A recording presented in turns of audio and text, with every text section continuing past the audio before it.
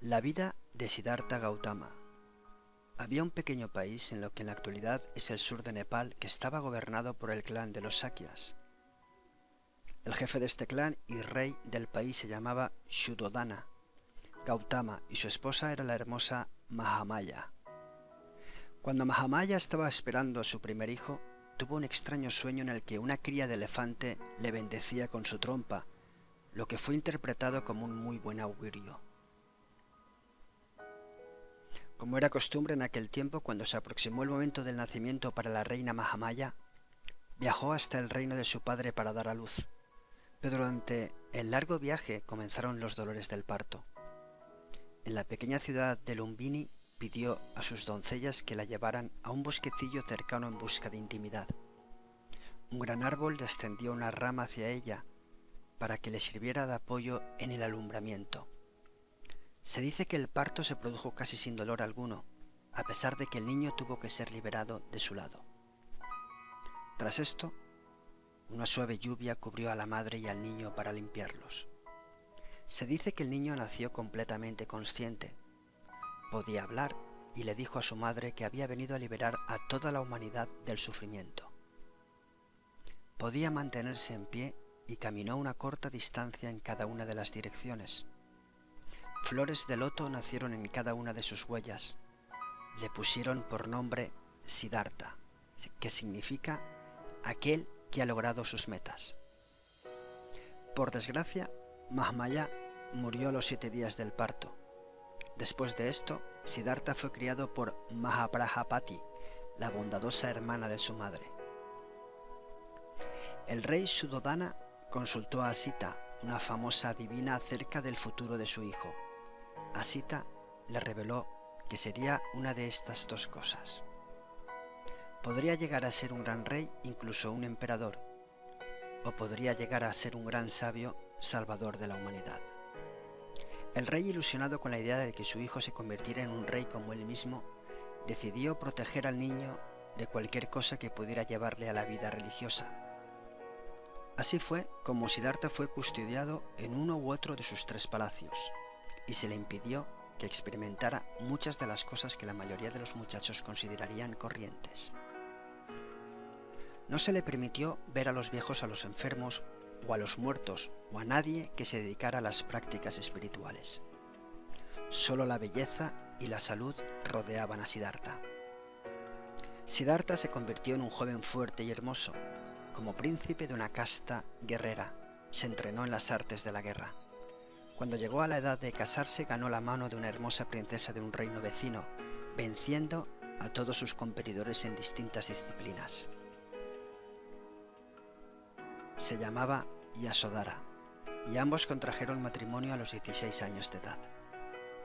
Mientras Siddhartha continuaba viviendo en lujo de sus palacios, fue poco a poco despertando en él la inquietud y la curiosidad acerca del mundo que había tras los muros de palacio. Finalmente, pidió que se le permitiera ver su pueblo y sus tierras. El rey lo preparó todo cuidadosamente para que Siddhartha no viera el tipo de sufrimiento que temía pudiera llevarle a la vida religiosa, y decretó que solo la gente joven y saludable podría presentarse al príncipe. Mientras era conducido a través de Kapilavatthu, la capital, tuvo la oportunidad de ver a una pareja de ancianos que había ido a parar accidentalmente a la ruta del desfile. Sorprendido y confuso, salió tras ellos para descubrir quiénes eran. Entonces pasó junto a un grupo de personas que estaban gravemente enfermas, y finalmente descubrió una ceremonia fúnebre junto a un río, y por primera vez en su vida estuvo frente a la muerte. Le preguntó a su amigo y escudero Chandaka el significado de todas estas cosas, y Chandaka le informó de las simples verdades que Siddhartha ya debería conocer a estas alturas de su vida, que todos envejecemos, enfermamos y finalmente morimos. Siddhartha también vio a un asceta, un monje que había renunciado a los placeres de la carne. La serena mirada en el rostro del monje perduró en el recuerdo de Siddhartha durante mucho tiempo. Más tarde, diría refiriéndose a esa época: cuando la gente ignorante ve a alguien viejo, siente horror y aversión, aunque ellos también serán viejos algún día. Yo pensé, no quiero ser como la gente ignorante. Después de aquello no pude volver a sentir la embriaguez de la juventud de nuevo. Cuando la gente ignorante ve a algún enfermo, siente horror y aversión, aunque ellos también estarán enfermos algún día. Yo pensé, no quiero ser como la gente ignorante. Después de aquello, no pude volver a sentir la embriaguez de la salud de nuevo. Cuando la gente ignorante ve a alguien muerto, siente horror y aversión, aunque ellos también morirán algún día.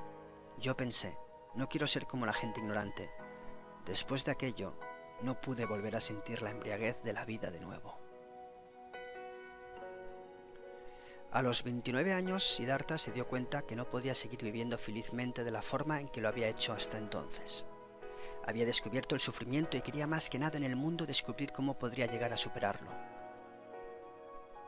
Después de dar un beso de despedida a su mujer dormida y a su hijo recién nacido Rahula, se escabulló del palacio con su escudero Chandaka y su caballo favorito Kantaka. Se desprendió de sus ricos ropajes, cortó sus largos cabellos y le dio el caballo a Chandaka diciéndole que volviera al palacio. Estudió por un breve periodo con dos de los más famosos gurús de aquellos tiempos, pero encontró vacías sus prácticas. Entonces comenzó a practicar la austeridad y la automortificación junto a un grupo de 5 ascetas. Durante 6 años practicó la sinceridad y la intensidad de su práctica era tan sorprendentes que muy pronto los 5 ascetas se convirtieron en seguidores de Siddhartha. Pero las respuestas a sus preguntas no aparecían. Redobló sus esfuerzos rechazando el agua y la comida hasta llegar a estar a las puertas de la muerte. Un día, una campesina llamada Sujata vio a este monje famélico y se apiadó de él. Le rogó que tomara un poco de su arroz con leche. Siddhartha descubrió entonces que estas prácticas extremas no le estaban llevando a ninguna parte y que de hecho sería mejor encontrar una vía intermedia entre los extremos de una vida llena de lujos y la vía de la automortificación. Así que comió, bebió y se bañó en el río. Los 5 ascetas le vieron y concluyeron que Siddhartha había dejado la vida ascética y tomado el camino de la carne y por tanto le abandonaron. En el pueblo de Bodh Gaya, Siddhartha decidió que se sentaría bajo cierta higuera todo el tiempo que hiciera falta hasta encontrar las respuestas al problema del sufrimiento. Estuvo sentado durante muchos días, primero en una profunda concentración para limpiar su mente de todas las distracciones, luego en plena meditación para abrirse por completo a la verdad. Empezó, se dice, a recordar todas sus vidas anteriores y a ver todo lo que estaba sucediendo en el completo universo. En la luna llena de mayo, con la llegada del lucero del alba, Siddhartha finalmente obtuvo la respuesta al problema del sufrimiento y se convirtió en el Buda, que significa aquel que está despierto. Se dice que el malvado Mara intentó evitar este gran acontecimiento. Primero trató de asustar a Siddhartha con tormentas y escuadrones de demonios. Siddhartha permaneció en calma. Luego envió a sus 3 hermosas hijas para tentarle, pero fue en vano. Por último, trató de atrapar a Siddhartha en su propio ego haciendo una llamada a su orgullo, pero esto también fracasó. Después de haber superado todas estas tentaciones, Siddhartha tocó el suelo con una mano y le pidió a la tierra que fuera su testigo. Siddhartha, ahora convertido en Buda, permaneció sentado bajo el árbol llamado el árbol de la iluminación durante muchos días. Le parecía que este acontecimiento que había adquirido era muy difícil de comunicar a los demás. La leyenda cuenta que Brahma, el rey de los dioses, convenció a Buda para que enseñara, diciéndole que quizá algunos de nosotros solo tengamos una pequeña mota en nuestros ojos y que podamos despertar con solo oír su historia. Buda aceptó enseñarla. En Sarnath, cerca de Benares, a unas 100 millas de Bodh Gaya, se cruzó con los 5 ascetas con los que había practicado durante tanto tiempo. Allí, en un parque de ciervos, dio su primer sermón llamado El arranque de la rueda de la doctrina. Les explicó las 4 nobles verdades y el octuple sendero. Ellos se convirtieron en sus primeros discípulos y el comienzo del Sangha o comunidad de monjes. El rey Bimbisara de Mahada, después de oír las palabras de Buda, le cedió un monasterio cerca de Rajagriha, su capital.